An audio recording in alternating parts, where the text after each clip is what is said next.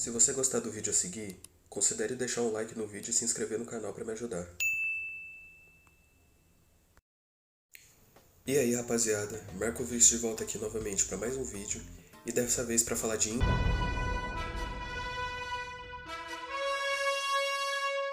Há um tempo atrás, a terceira temporada de Invencível terminou, e eu, como fã assíduo que eu sou, esperei a série sair do hype para poder fazer vídeo. Oh yeah, vem comigo galerinha. Eu nunca li HQ e nem conheci Invencível quando saiu a primeira temporada.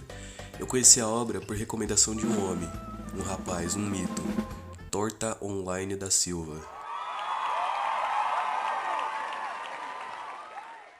Que aliás leu a HQ inteira. E por recomendação dele eu resolvi dar uma chance à série. Mas esse vídeo não é pra falar sobre a primeira temporada e sim sobre a terceira. Esse vídeo não é o resumo completo da terceira temporada de Invencível, e eu só vou falar de alguns pontos e coisas que eu gostei ou não. Mas enfim, tô copiando o vídeo do Torta Online, então vamos nessa. Primeiramente falando da animação, ela realmente tá feia. Foi quando o Gyro finalmente entendeu. O universo não se importa comigo. Mas que o que mais me incomoda em si não é a animação, mas sim o design dos personagens. O Mark passa a porra da temporada inteira com aquela merda daquela camisa azul. Mano, isso me deixou puto de um jeito absurdo, moleque. Todas as roupas dos personagens são simplificadas ao extremo, ou repetidas constantemente, isso é uma merda. Tem uma parte que eles metem 3 personagens com a mesma merda de camisa azul do caralho do Mark. É intancável essa porra, cara. Os caras nem se deram ao trabalho de mudar a cor. Mas enfim, o Torta Online, ele ficou realmente muito puto com a animação. Mas acho que eu consigo passar um pano pra isso, porque eu vi em um post, não sei se é verdade, mas ele dizia que em Invencível só tem 4 animadores. Se eu achar o post eu coloco na tela pra vocês verem. Mas lógico que isso não é desculpa, já que os caras trabalham pra fucking Amazon, tá ligado? Tipo, a série tá fazendo sucesso porque eles não melhoram ela um pouco, tá ligado? Eu tô falando, cara, tá faltando escravidão nos estúdios de animação americanos. O mundo só vai pra frente quando ficarem que nem o Japão. Mas enfim, eu consigo viver com isso, já que eles estão focando na animação pra cenas importantes. Mas falando da série agora, a temporada já começa com o Mark treinando pela primeira vez na vida dele. E finalmente, viu, cara? Puta que pariu, hein? Esse moleque só apanha nessa porra dessa série e ele decide treinar só agora. Mas continuando, ele tá lutando contra um monstro gigante que, por incrível que pareça, é uma criança de 8 anos. E a mãe dele é a Deb indiana. Isso aí não tem nem como defender, cara. Só pegaram a Deb e mudaram a cor de pele dela. Mas o Mark continua a edit de treino dele de 2 minutos. Tá bom, né, pai? 2 minutos já é o suficiente já. Aí corta pro Donald dizendo que o Mark ficou mais forte. Depois o Mark e o Rex vão juntos lutar com os figurantes que estão roubando a declaração da independência. Segunda-feira padrão, né, guys? Até que do nada brota um japonês de mullet chamado Paul que começa a brigar com o Rex falando que ele matou a irmã dele. Esse maluco é o Multipaul e é irmão da Duplicate. Depois de muita briga, chegam os piores personagens, o Imortal e a Duplicate. Sério, esses dois viraram pra mim os personagens mais foda-se de toda a série.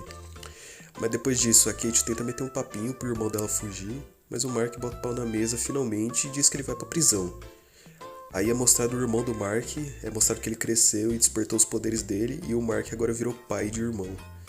Depois disso, o Imortal e a Kate vão na Batcaverna dos Guardiões só pra encher o saco de novo. Cara, sério, que personagens insuportáveis. Mas em contrapartida tem o Rex, que parece que vai se envolver romanticamente com a Encolhedora agora. Aí depois disso o Mark vai no boliche com o William e o namorado ciborgue dele. E a primeira coisa que eu tenho pra dizer é que mudaram o dublador do William e eu achei isso uma merda, só pra deixar todo mundo consciente disso, ok?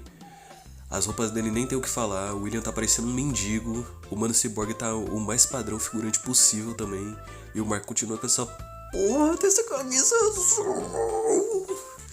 Moleque, eu vou me matar com esse design de NPC, cara, é sério. Depois disso, teve um papo dos Guardiões, onde eles começaram a formar um possível relacionamento do Rex com a Encolhedora. Eu gostei disso, cara, achei bem legal terem colocado um romance pro Rex. Ele virou um personagem super gostável com o passar do tempo e é literalmente o alívio cômico da série. Então eu achei isso bem legal. Eu achei engraçado que parece que aumentaram os lábios da Encolhedora. Então, literal, toda cena em que ela aparece, fica parecendo que ela tá fazendo bico.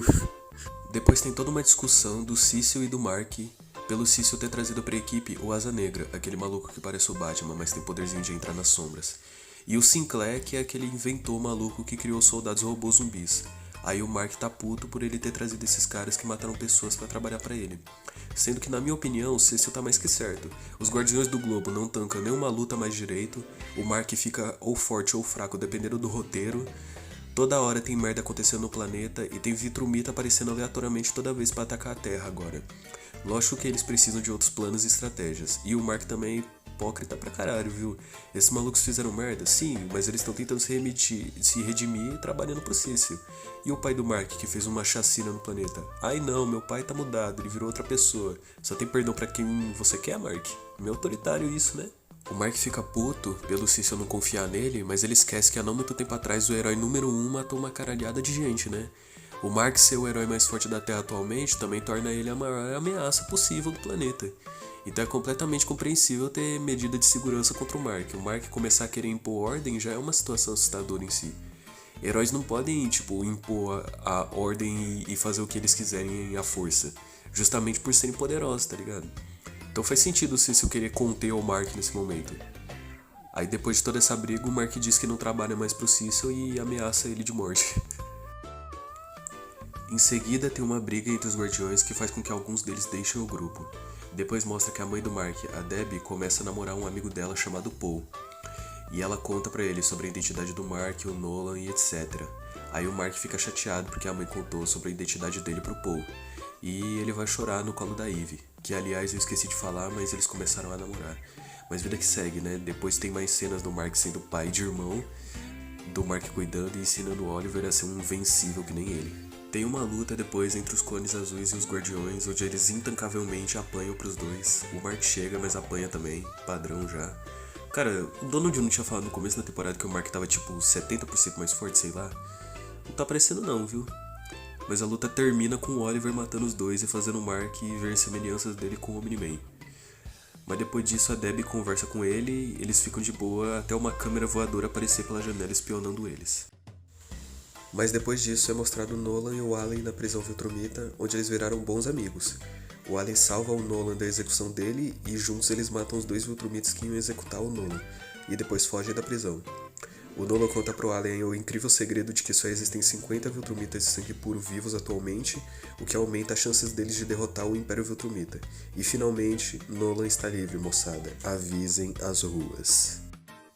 Depois é mostrada a história do Perplex, que é o cara que super odeia o Mark só por ele apanhar. Eu sei que a irmã e a sobrinha dele morreram na briga do Mark com o Omni-Man, mas ele não devia ficar puto com o Omni-Man, então? Ele só pensou, o cara não tá na Terra, vou ficar puto com quem tiver mais perto, aí mirou no Mark. Uma coisa que eu achei estranha foi que aparentemente a informação de que o Mark é filho do Omni-Man ficou pública. Aí eu fiquei pensando, já tinham citado que essa informação tava pública antes? Porque, qual é o sentido de revelar a informação de que o herói mais forte da Terra atualmente é filho do maior inimigo público da Terra? Não é nítido que ia ter ódio gratuito pra cima do Mark? Eu achei bem engraçado que tem uma cena onde a Eve tá lutando com o Perplex e os Guardiões só chegam quando ela já derrotou o cara. Espera a luta acabar, apareça depois que o vilão já foi neutralizado, não ajude em nada na luta. Esses são os Guardiões Globais, cara. Mas depois é mostrado que a pessoa que estava espionando a casa do Mark era o Angstrom Levy, que por incrível que pareça sobreviveu mesmo com a cabeça estourada de porrada, e ele juntou uma porrada de Marks de outras realidades para atacar o único Mark bonzinho. Vai entender, né? E eles são soltos pelo Angstrom e começam a atacar o planeta e destruir tudo. E nesse último episódio, meu amigo, a animação melhorou para um caramba. Achei os designs dos Marks muito legais, dando destaque para os Marks de capa e os Mark Viltrumita. Também gostei bastante do Mark com um pano na cara, mas acho que a maior decepção pra mim foi o Mark Viltrumita de bigode. Ele foi minha aposta no começo do EP de que ele ia ser fodão. E ele nem fez nada, ele só morreu. Uma coisa que eu fui notar só nessa Guerra dos Marks. Vocês já perceberam que todos os heróis homens de Invencível têm o uniforme socado na bunda? Mas voltando, vamos falar da guerra. Eu gostei que o dublador deu uma entonação diferente na voz pra cada Mark. Achei um pouco o roteiro eles terem derrotado 18 fucking Viltrumitas, eu fiquei bem impressionado com isso. Até porque se todos os Marks eram versões do mal e todos vinham de realidades onde eles provavelmente sozinhos já tinham dominado a Terra, meio sem sentido tantos Marks terem morrido durante aquela guerra, né? Mas ei, calma, eu gostei, mesmo assim, eu gostei. O Mark lutando com dois Marks do mal ao mesmo tempo e não deixou entender que ele ia perder em nenhum momento, muito foda, cara. Mas bem, depois dessa guerra fodona, o Engstrom se livra dos Marks restantes e vai lutar com o Mark sozinho, com os portais, um sonho e 1 bilhão de câmeras da Samsung. E ele obviamente foge de novo porque a porra do Mark hesita na hora de matar ele. O cara sabia que o maluco abria portal e hesitou na hora de matar ele. Sério, mano, o Mark é um peixe, cara. Achei triste que o Rex morreu, o cara era o alívio cômico da série. Literalmente mataram a comédia de Invencível, sacanagem com ele, o cara já tinha começado a namorar com a encolhedora, os dois já iam morar juntos, nem deixaram ele transar antes de morrer, então achei bem paia terem matado o Rex. E no final da guerra, o Imortal e a Kate dizem que vão se aposentar, o que pra mim foi a melhor notícia da série, sério. Esses dois eram tão insuportáveis que só de ver eles na tela eu já me irritava, mano. Ai, eu não queria que meus clones morressem. Foda-se, cara. Ai, eu vou me casar com o Imortal. Foda-se, cara. Ah, me mate, Mark, me mate. Ah, foda-se você também, Imortal.